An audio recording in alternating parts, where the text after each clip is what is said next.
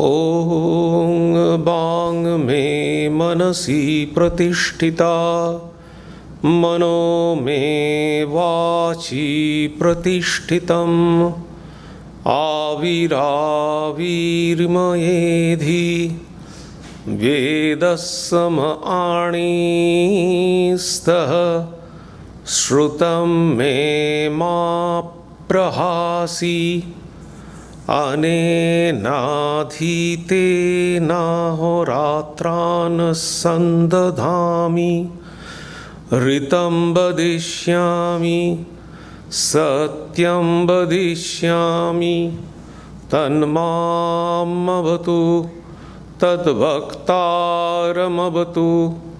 अवतु माम् अवतु भक्तारमवतु भक्तारम्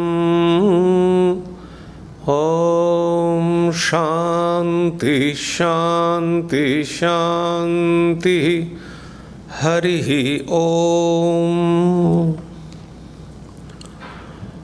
Om, may my speech be accorded with the mind. May my mind be accorded with the speech. O self-effulgent one Brahman, reveal thyself to me. May you both, speech and mind, be the carriers of the highest truth to me. May not all that I have heard depart from me. May I be able to join day and night through this study. I shall utter what is verbally true. I shall utter what is mentally true. May that Brahman protect me. May that Brahman protect the teacher. May that protect me. May that protect the teacher. Om, peace, peace. Peace be unto you all. Good morning.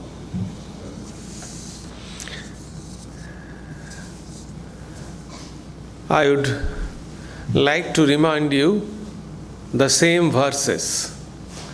The indirect way of reminding you the same verses again and again, just to remind you the real objective of life, and with that understanding or with that expectation that at one day you can also remember this particular verse. This particular verse is from Bhakti Rasamrita Sindhu.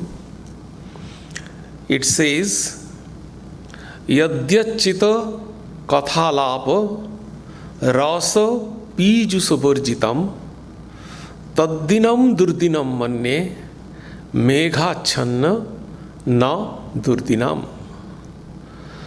Yadyachyuta katha achyuta. Achyuta means Sri Krishna, the Lord. Yadyachyuta katha alapa. Yadi achyuta katha alapa rasa pijuso borjitam. Pijuso means nectar. So, the day when we do not have any conversation, any discussion about Achyuta, about Sri Krishna, Lord, when we do not have any opportunity to converse or to discuss anything about Achyuta, the Lord, which is like a nectar, raso pijuso, which is like a nectar. If we do not have that opportunity, that day is considered a bad day.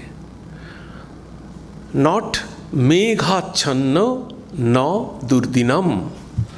The stormy, the cloudy day is not considered as a bad day. When we cannot have this opportunity to discuss about the Lord, which is like a nectar, that day is considered the bad day, not the cloudy and stormy day. So today is definitely a good day because we will have the opportunity to listen to Swami Ishadhyanananda, I don't think that I have to introduce Swami Ishadhyanananda to you, at least the Berkeley devotees. He is quite popular among the Berkeley devotees, and I am very happy that Ishadhyanananda ji has accepted our invitation to speak this morning here on a very important spiritual subject, that is a checklist of our spiritual growth. Checklist of our spiritual growth. You know, sometimes I have another my favorite lecture, which I call the 3 A's of spiritual life. So in spiritual life, we must have 3 A's. First A is attitude. If your attitude is not directed towards the spiritual goal, you cannot start your spiritual life. So attitude. Second is awareness and alertness. So awareness must be required in spiritual life. And alert. You may be aware. A driver may be aware of safe driving. But if he is not alert, there will be risk. So awareness is not sufficient. You must be alert. So awareness, alertness. And third A is assessment. You have to check how far you have proceeded in your spiritual life. So this morning, Ishadhyanananda ji will speak to us on the third A, the assessment, and which is a checklist of our spiritual growth. Without any ado further, I would request Ishadhyanananda to start his lecture. Thank you.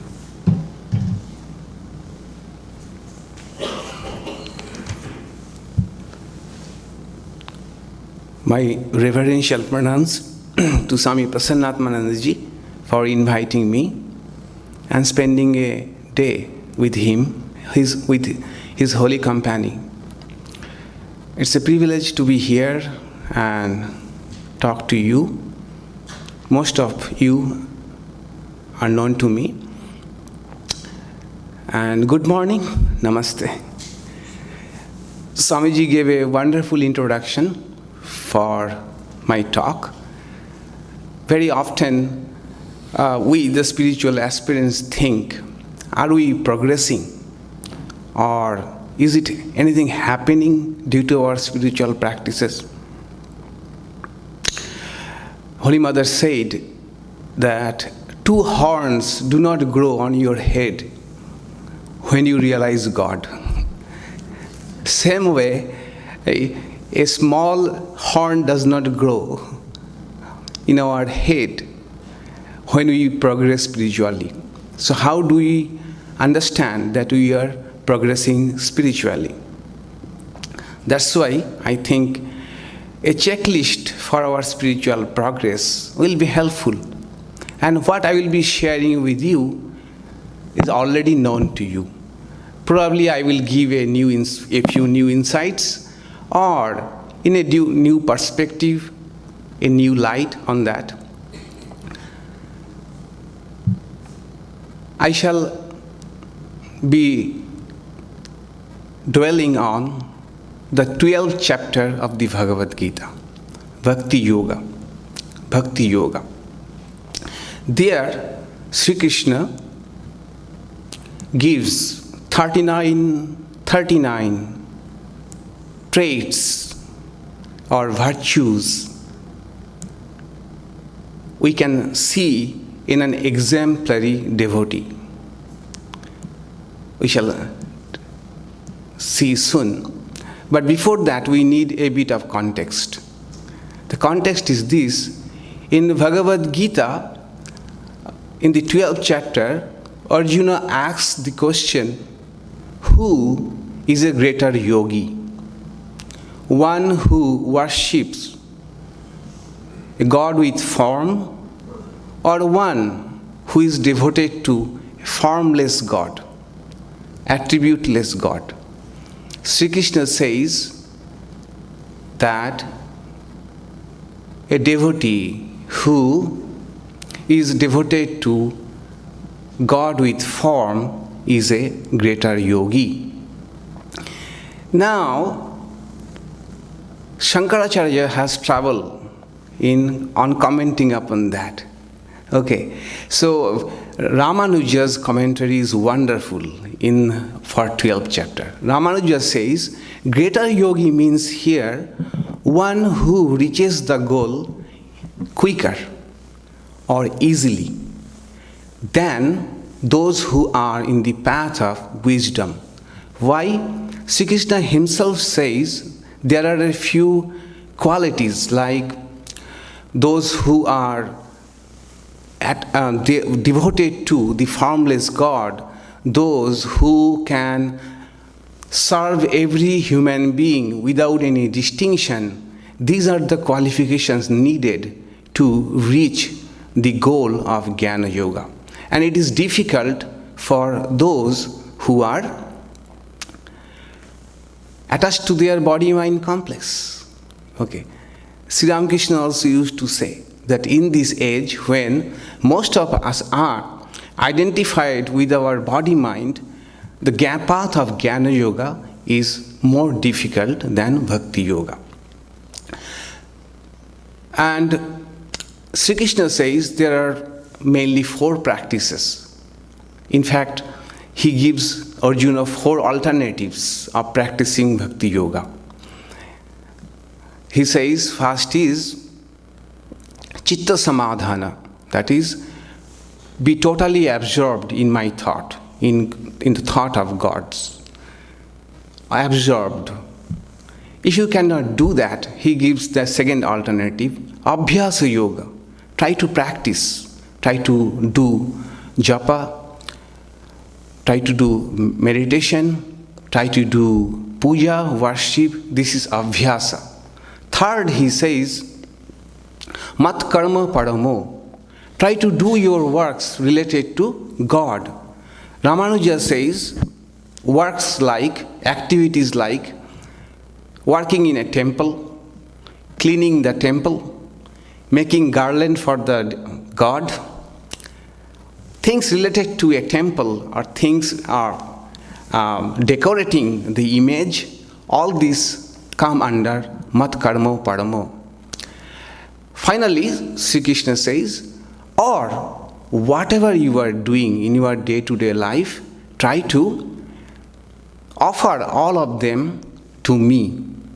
In this way, the list is progressive. That is, the more we start offering all the actions to God, the more we shall feel attracted to do work for the God. That is, work directly related to the God, the image of God. That will help us in our abhyasa, that is in our japa or in our meditation, in our puja. That will lead ultimately to chitta samadhana, absorption, total absorption in God. This is the background. But Arjuna did not ask anything further. He asked only about who is a greater yogi. Sri Krishna, even unasked, goes on to speak about the traits of an exemplary devotee. From verse number 13 to 19. In these 7 verses, Sri Krishna gives 39 traits of an exemplary devotee. And 5 times in 7 verses, 5 times Sri Krishna mentions, Sacha me bhakta priyaha. Such a devotee is very dear to me. Such a devotee is a very dear to me. So we can take all these traits which are natural for an exemplary devotee as something for us to strive for. What is natural for an exemplary devotee is something to be practiced by all aspirants. Shankaracharya says this, where? Bhagavad Gita, chapter 2, when Arjuna asked how to know Sthita Pragya, a person firmly established in wisdom. Sthita Pragyasya ka bhasha. Then Shankaracharya gave a wonderful insight, which is very brilliant insight. He says, Sarvatra eva hi dharma shastre yani kritartha lakshanani tani sadhanani upadishyante yatna sadhyatvat. In all spiritual scripture, whatever are the natural traits of a illumined person, those same traits are for others to strive for. To strive for. Why it is so? Why it is so? Why we need these virtues for bhakti? Because Sri Krishna said just a few verses earlier that you try to do this or that, try to do japa or dhyana or meditation or do work for the Lord or offer your work, then why these virtues? Why this V in bhakti? V for virtues. What is the need of that? This is something to think about. Why moralities and virtues are important in spiritual life. If my goal is to have devotion for God, so I should do things which will help me to grow in bhakti. Why these virtues are emphasized? Why these virtues are needed? Everywhere. In Yoga Sutra of Patanjali, the main practice is dharana, dhyana, samadhi. Focus, concentration and samadhi. These are called antaranga sadhana. That is core practice. And they are supported by auxiliary practice. Yama, niyama, pratyahara, all of them. In Jnana Yoga too, if you see, core practice, shravana, manana, nidhyasana.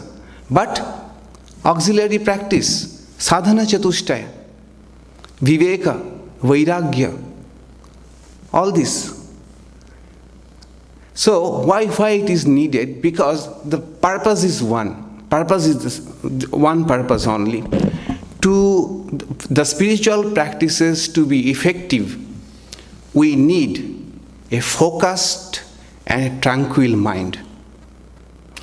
In a tranquil and focused mind, all the spiritual practices become very much fruitful.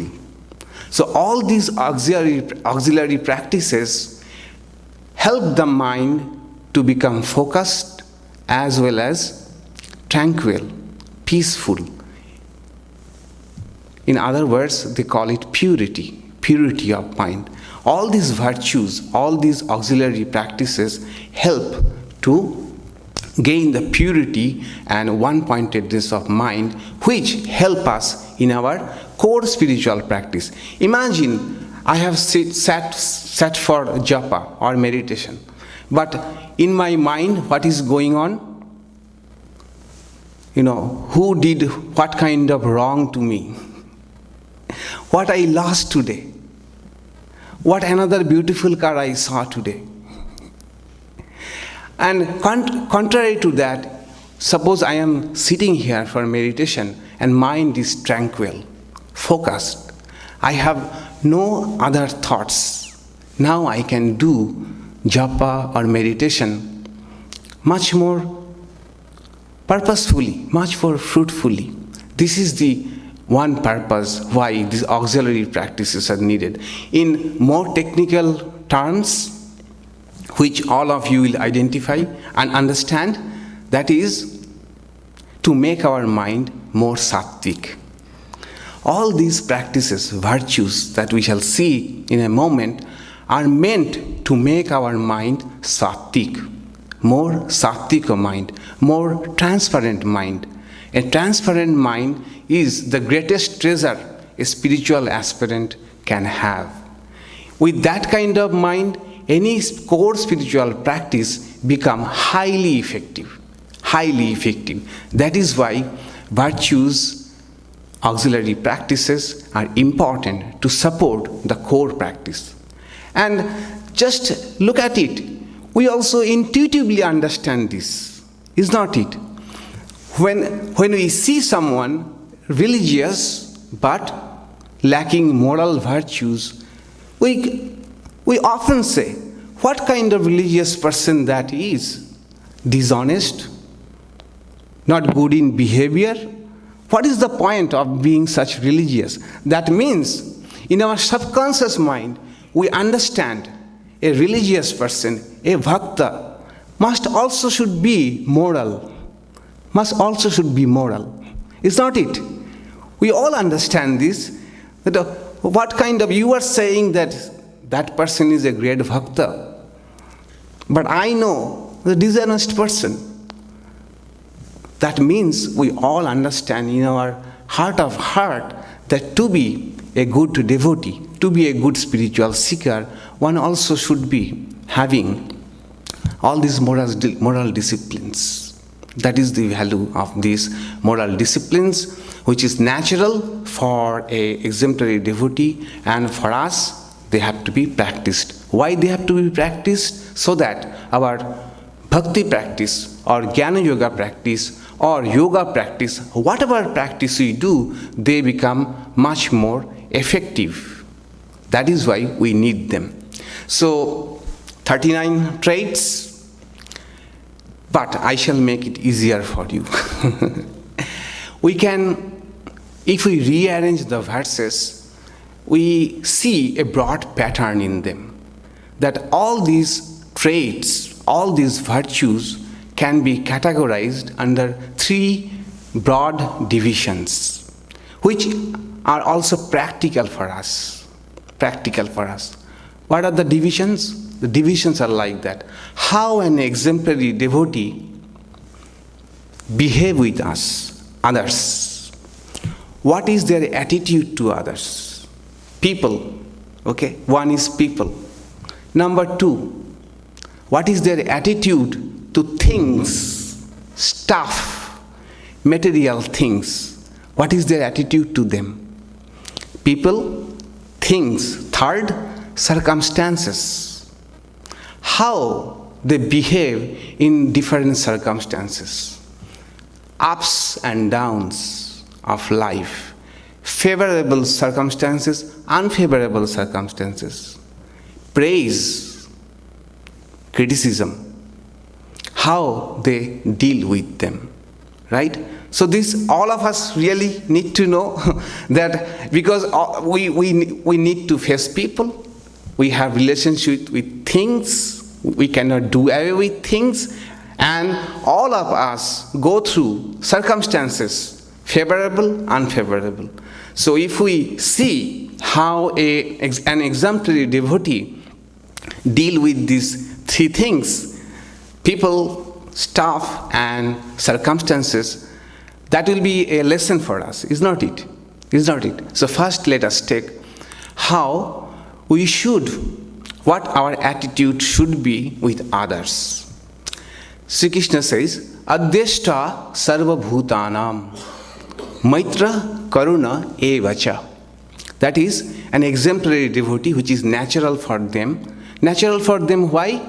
Because they have found the Lord in their heart.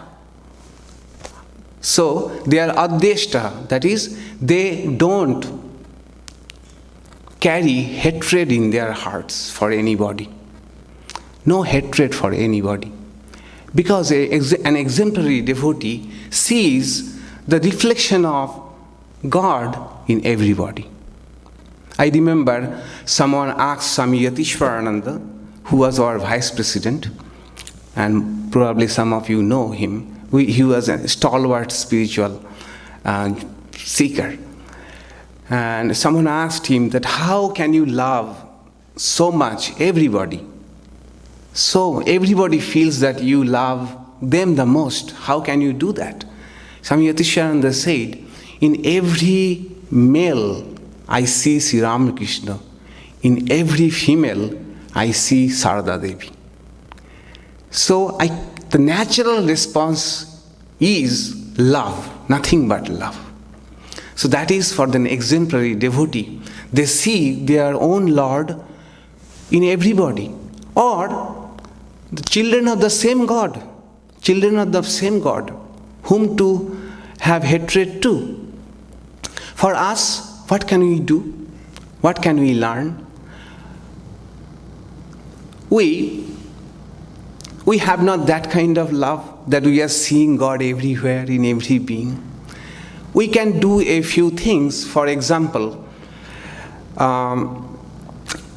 we can disapprove a person's action. We may disagree with some person's actions, but can we not hate the person? Can we differentiate the action and the person, the behavior and the person? We can disapprove the behavior, but not harboring any hatred to the person. Can we try to make some positive changes in the person, correct the person, but not harboring any hatred to the person?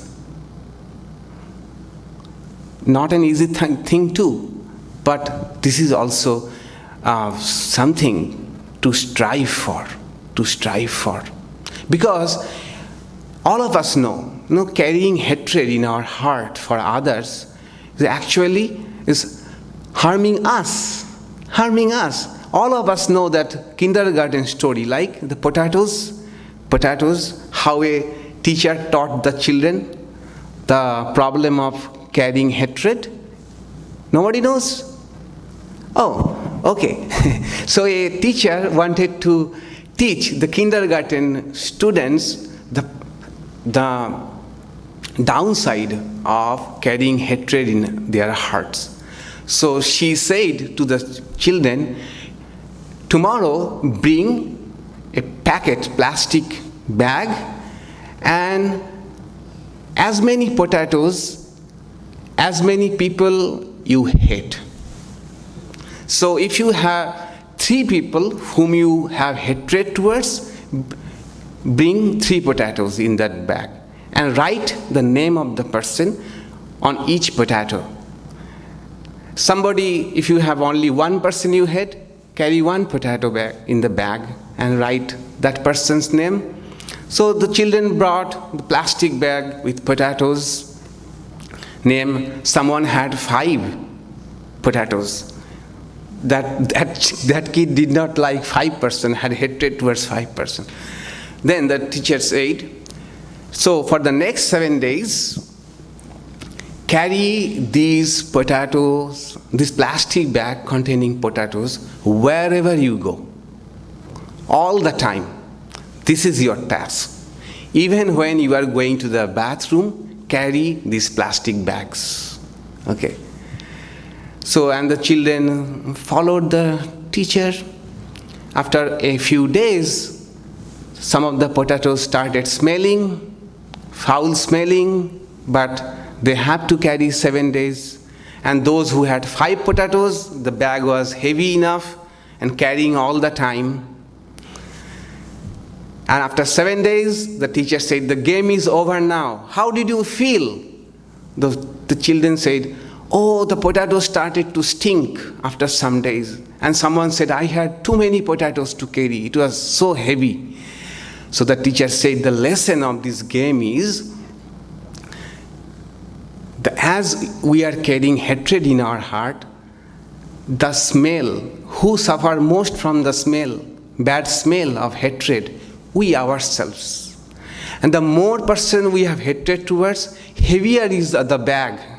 Heavier is the bag we are carrying all the time with us. So Adeshta Sarva Bhutanam, an exemplary devotee, does not carry hatred. And we also, if we want to have our spiritual practices meaningful, to have a tranquil mind, a mind with clear conscience when we sit for meditation or our spiritual practices, then the less hatred we have for others, the better for us, for our own good. And things like this, virtues like this are best learned when we see them in others, see them in people. I am fortunate enough, I came in contact with such a monk. I joined in a monastery which also has a polytechnic college. And it is a peaceful polytechnic college, boys' polytechnic college. And it's for the day scholars, they come, study and go. And it is attached to the ashrama.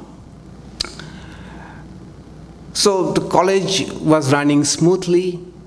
Then joined a lecturer who started giving problems, started doing politics within the college, agitation in the college, created union in the college, divided the students.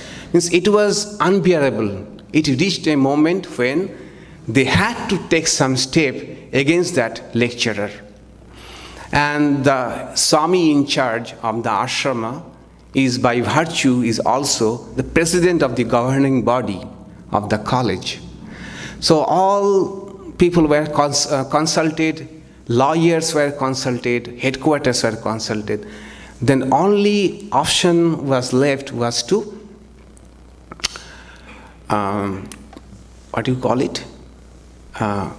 suspend, right? Suspend the teacher for two months. But the Swami said, how can I do that? Being a monk, suspend a person. He has a family and children. I know he has young kids. It will be a suffering for the person. The other said, no, for greater good, for greater college, we have to do this. So in a meeting, this was resolved that the teacher will be suspended. And I was present in the meeting, I was taking the minutes. So it was decided and the meeting ended around 9 p.m. So yes, so he will be shown given suspension letter the next day. The next day morning, I did not see the Swami for breakfast. And breakfast was the time we used to look forward to. It was very happy moment for us, and all funny discussion among the monks and jokes and all light moments. So we used to love that. And he was the center of that breakfast. He used to start all the conversation. So we did not see him. So after the breakfast, I went to his room and I saw him that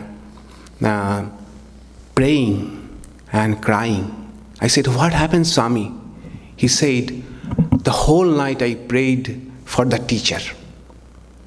Whole night I prayed for the teacher, that although because of this position, being the head of the center, I have to take such a harsh step like suspending him, but I don't want to harbor any negative feeling for the person.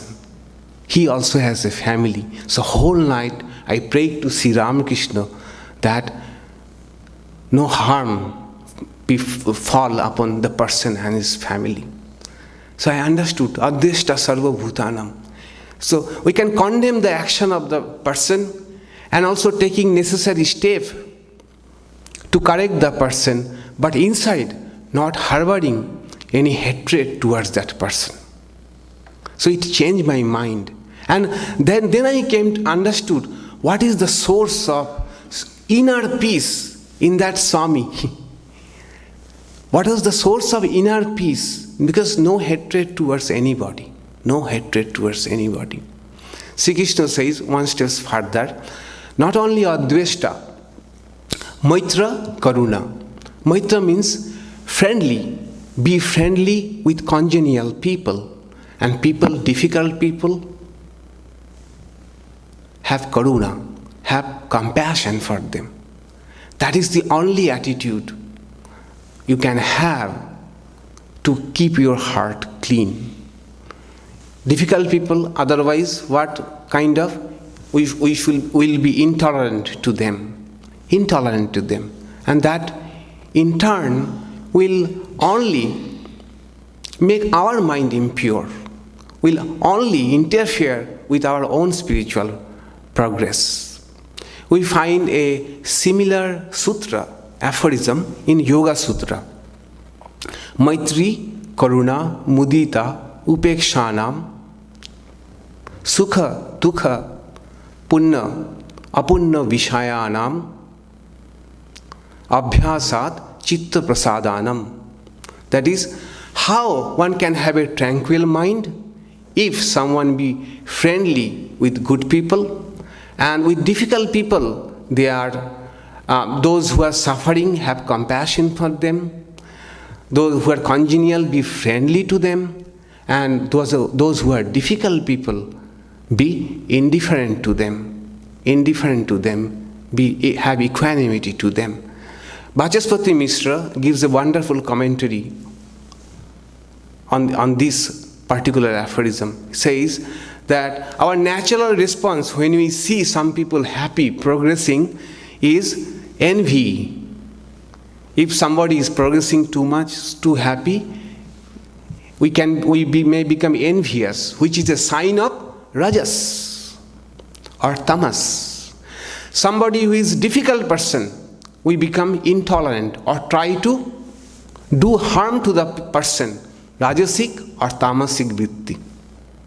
But if we try to maintain in somebody's happiness, if we learn to be happy, then we are generating sattva. We are generating sattva in our mind. In the difficult person, I am trying to teach that person a lesson, or being intolerant to the person is rajasic and tamasic. Instead of that, what I am trying to do? Try to generate compassion, try to maintain compassion or physical distance from that person. What it is doing? Creating sattvic tendencies in my mind. Germans have a wonderful word for this, being happy with in happiness of others. You know that word? Freudenfreude. Freudenfreude. Everybody only knows the other word, Schadenfreude, being happy in the misfortune of others. But Germans also have this wonderful word, Freudenfreude. Try to be happy with others' happiness. All of these are natural for a devotee, an exemplary devotee, for us to practice so that our mind is tranquil, peaceful, helpful for our core spiritual practice.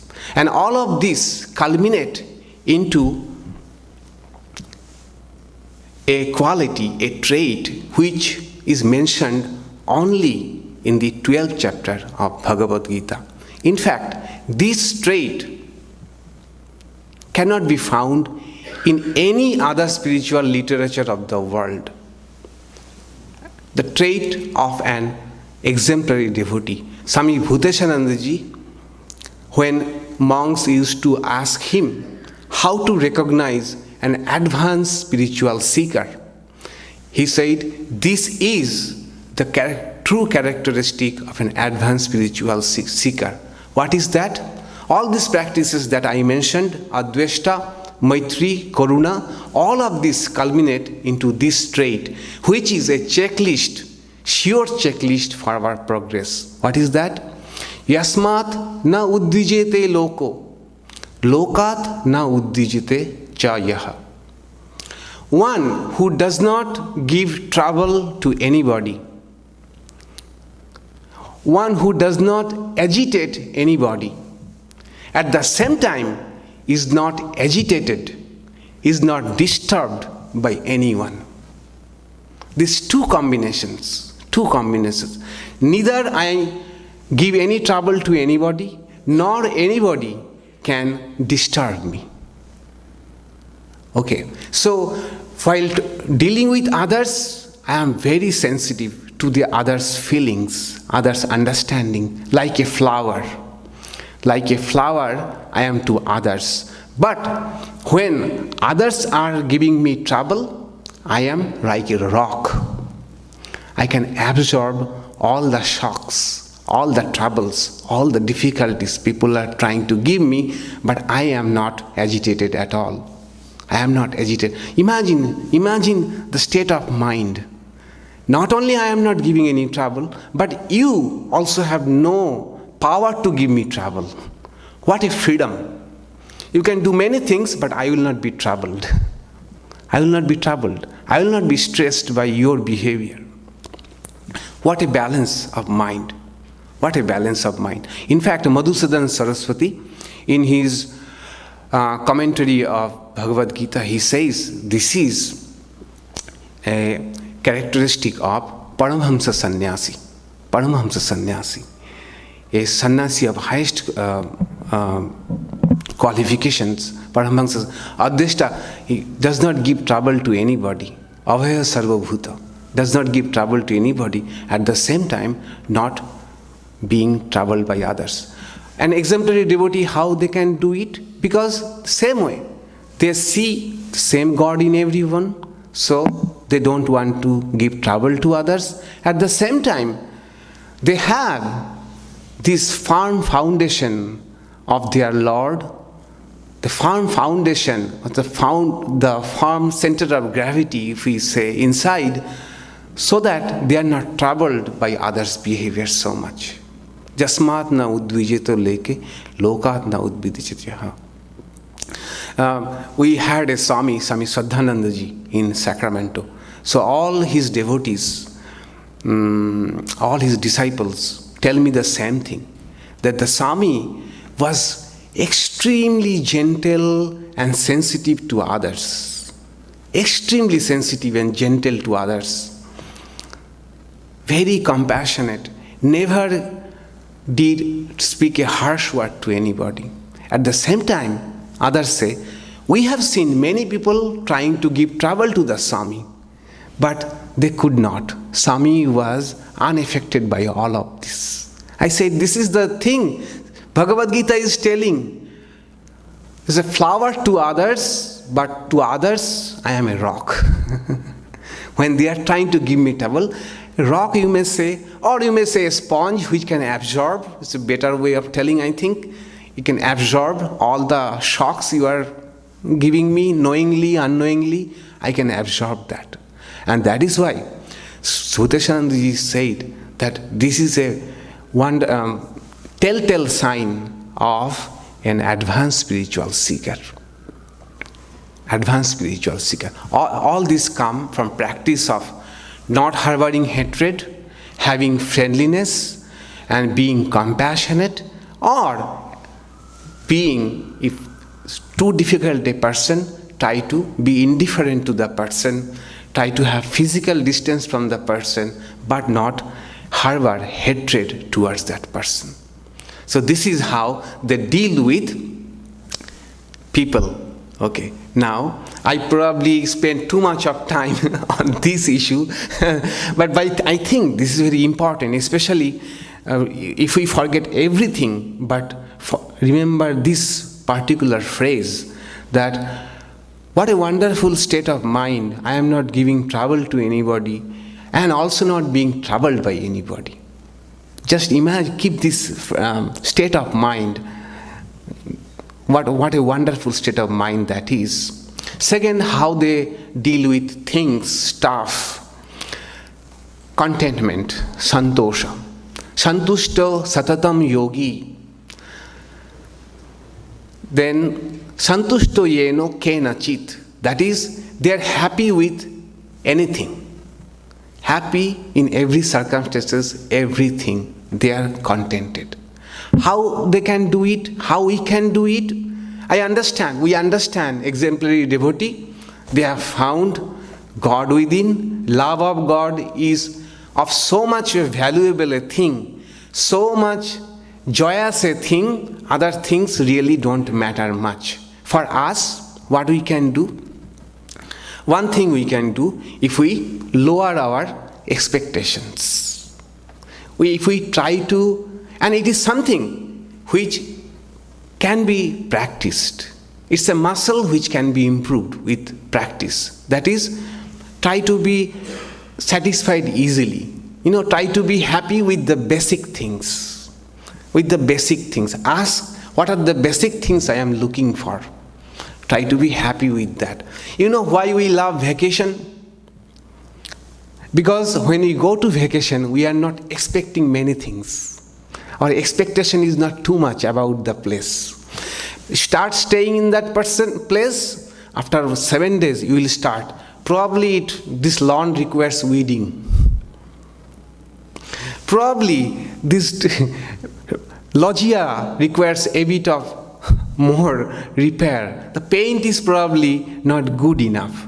But when we are going for 3 days, we are not looking at any of this. We are keeping our expectation. What we are expecting? Somewhere to stay. A safe place to stay, secure place to stay. That is actually what we want. But after some days, our expectations grow. It should look beautiful. It should be spacious. I should be proud in showing this place to others. And there is no limit. All of us know it. All of us know it. So how we can be santushto in every situation, contented every situation? It may sound counter to the American dream, but it is the fact that try to be happy with minimum things. In fact, a counter culture is going and gaining momentum called minimalism. A few people of the Silicon Valley started this movement. Try to be happy with minimum things. They sold out their mansions, living in one house, two houses, the easy ready-made houses. In fact, the whole industry is coming up, this minimalism, in service of the minimalism. A small house, but you have everything you need. Only a few dresses, bare minimum, any type of car. And that is gaining momentum also. They are learning to appreciate the small things in life. Small things in life. For example, a coffee in the morning. They are relishing the coffee in the morning, which does not require much of your expenditure, does not require going anywhere. Sip a cup of coffee and enjoy the simple beauties of life, simple things in life. The problem is when we think that only bigger things will give us bigger satisfaction. So minimalism as well as another movement is going on, how to appreciate the small things in daily life. All of us have a few things which we love to do daily, and the art will be how to relish it more and more. Relish it more and more. This is santushto yeno kenochit. Be happy with the small things. Third is circumstances. Samashatrau cha mitre cha tatha mano apamanayoho. Tullo ninda stutir mauni. Tullo ninda, that is, whether somebody is praising you or somebody is criticizing you, be happy. Somebody is showing you honor or is not honoring you, dishonoring you. Being sama, that is being equal, remaining equanimous in all these circumstances, ups and downs, which are beyond our control, but how we can maintain our equilibrium in all these ups and downs. In other words, what I mentioned earlier, finding a spiritual center of gravity, so that these circumstances, favorable, unfavorable will come. When favorable will come, we shall be elated. So, going a bit up from our center of gravity, spiritual center of gravity, and somebody criticizing, then going a bit down, a bit swerving, but coming back again to our spiritual center of gravity. Spiritual center. That is why I think so much important of recognizing the spiritual heart center. It is not for anything that why we are advised to meditate on our spiritual heart, because it is indeed a sense of center of gravity within. Center of gravity. I know many people who try to continuously chant God's name, chant their mantra. Why? For them, it is a center of gravity. A center of gravity for them. They are, anchored to their mantra. So much so that favorable and unfavorable things come. Of course, give them trouble, but do not stay longer. Swami Bhuteshananda ji used to say that, the goal of what all the spiritual practices do to us, they make us Bobo doll. You know Bobo doll? What? Bobo doll, the famous Bobo doll experiment that changed the world of psychology in Stanford University, Bandura did. Bobo doll is an inflatable doll with heavy bottom. When you hit it, punch it, it immediately pops up. Its center of gravity is so heavy that no matter how much you punch, it swerves a little, it rocks a little, but come back to its original position. Okay, Bobo doll. Swami Bhuteshananda said that all these spiritual practices make us Bobo doll. That is, threats will come, unfavorable situations will come, people might criticize, may dishonor us, they will touch us, but very soon we shall be again up at our own place, our natural place. And that is a checklist for us to see that intensity, frequency, and recovery time. Okay. Now anything is upsetting me, and with what intensity? Okay. I am getting upset with unfavorable situations. How often? And how much time I am taking to recover? Recovery time. Okay. The more we progress, more we'll see reduction in all of these three. That's a great checklist for us. How intensely we are upset. Earlier, I used to get upset a lot, but with time, with spiritual practice, and that is what we see in everyone's life, in spiritual life, that our bhaktas, our devotees, spiritual practitioners, they develop all these qualities over time. That, yes, they are still getting upset, but not as upset they used to be. If we look at our own life, you will see that is why it's difficult to understand our spiritual progress, because it's inch by inch we are following. But if we look over the years, earlier things used to upset me a lot, now does not. They still upset me, but not as intensely as they used to be. Second, frequency. Earlier I used to get upset quite often, but now not so often. Not so often. Frequency will be less.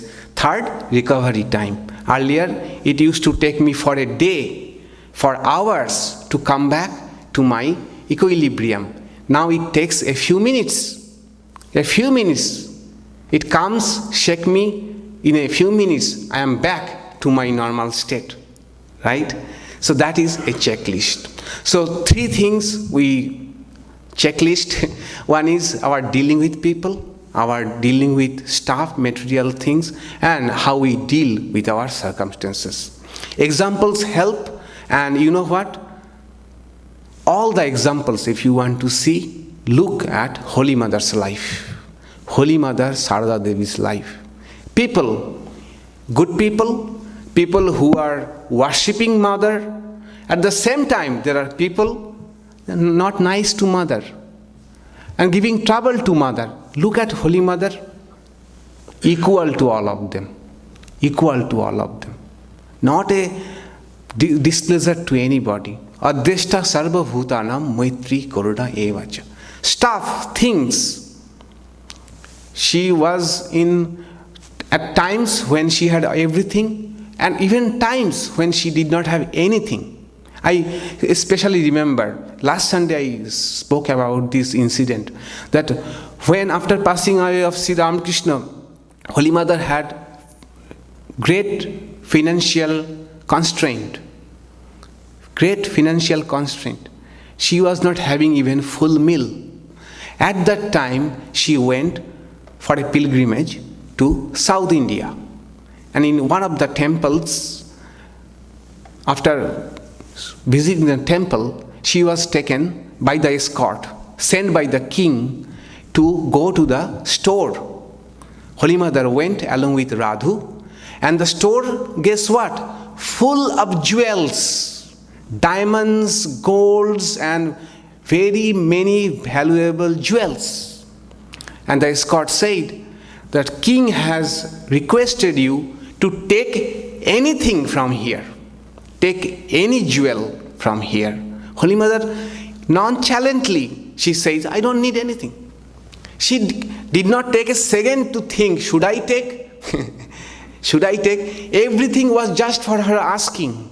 Anything she could have taken. In such state of financial condition. Not only that, she was praying, Radhu is unpredictable. Radhu should not also ask for anything. And Radhu saved Holy Mother. She only asked for a pencil. Unpredictable Radhu saved Holy Mother. She said, I need a pencil. In the midst of jewels and golds and all luxurious things, she asked only for a pencil.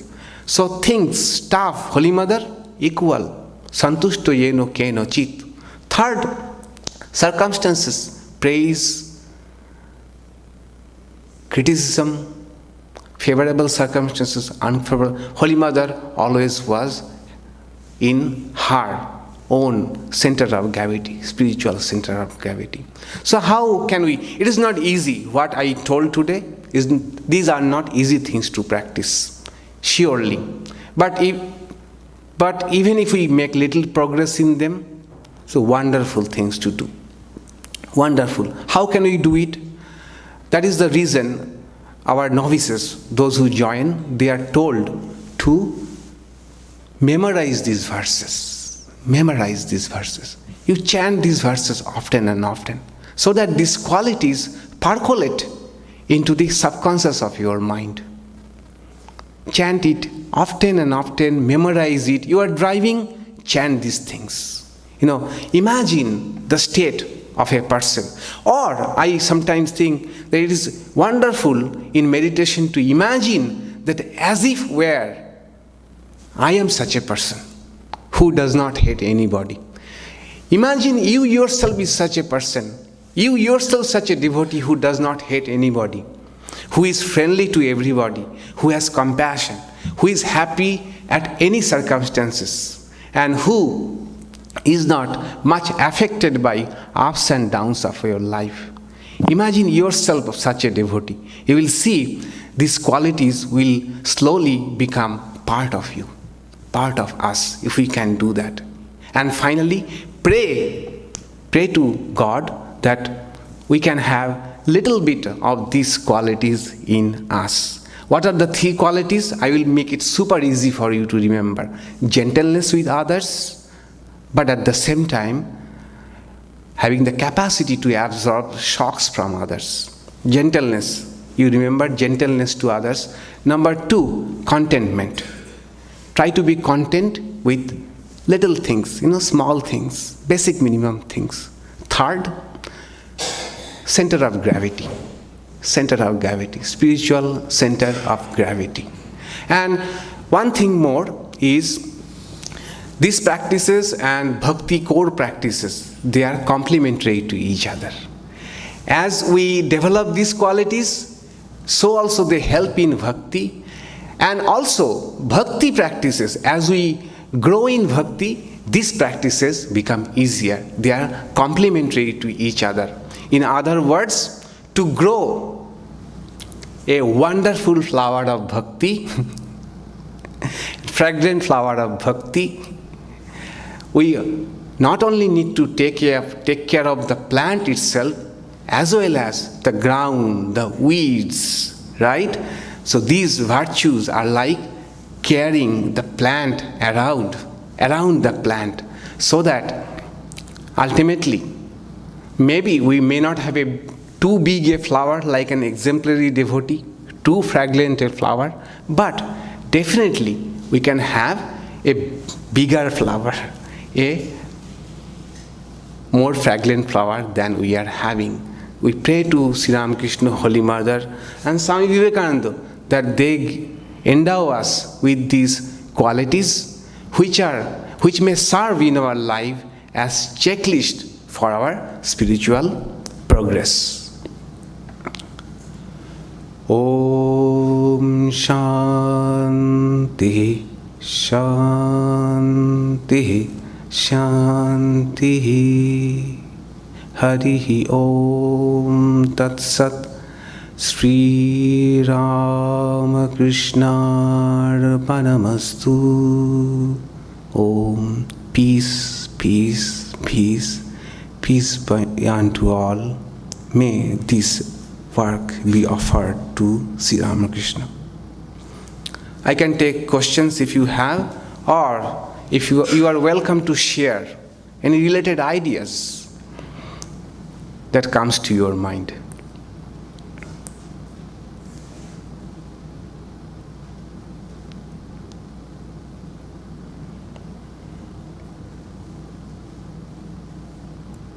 Yes. Should we try to remove the people that are weeds in our life, or should we just focus on having compassion? Yes, yes. So being indifferent is the last option. Being indifferent to them or keeping physical distance is the last option for us. Okay. Before that, trying to be friendly, having compassion for them, or try to improve them in a way that does not hurt them. Okay. Last, Sri Ramakrishna gave great example. Someone asked Sri Ramakrishna that having problem with someone, in friend, and Sri Ramakrishna said, if you have this kind of difficulties or problems, try a few times to solve, otherwise forget. Tell yourself that time is precious. Should you give it to God or only keep on thinking about these things? So in the case of a problem, difficulties, try a few times to reconcile. If it does not work, forget about it.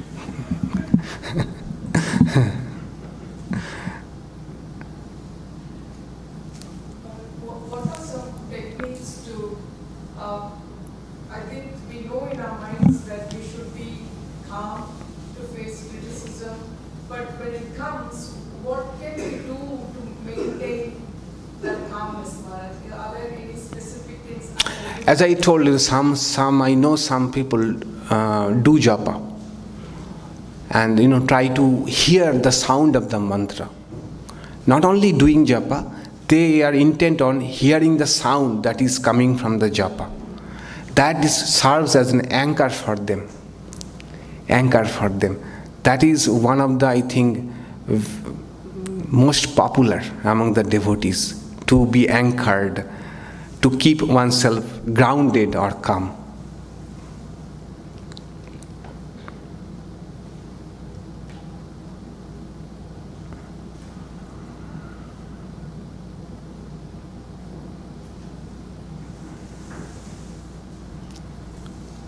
All right.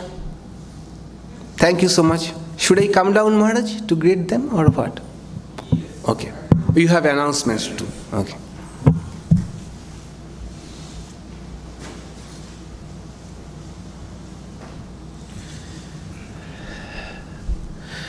Let me convey my heartfelt love to Swami Ishadhyanananda for beautiful talk.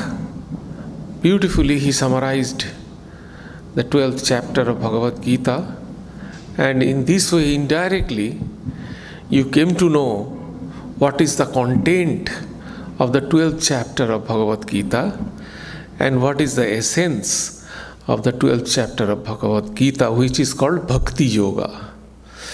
So thank you very much Ishadhyanananda ji for delivering very good lecture and accepting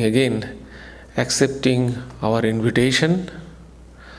Every year we are fortunate to have one speaker from our Sacramento centers, either Swami Prapunnananda ji or Swami Ishadhyanananda ji, to deliver their talk on this particular day, on the day of our annual general meeting.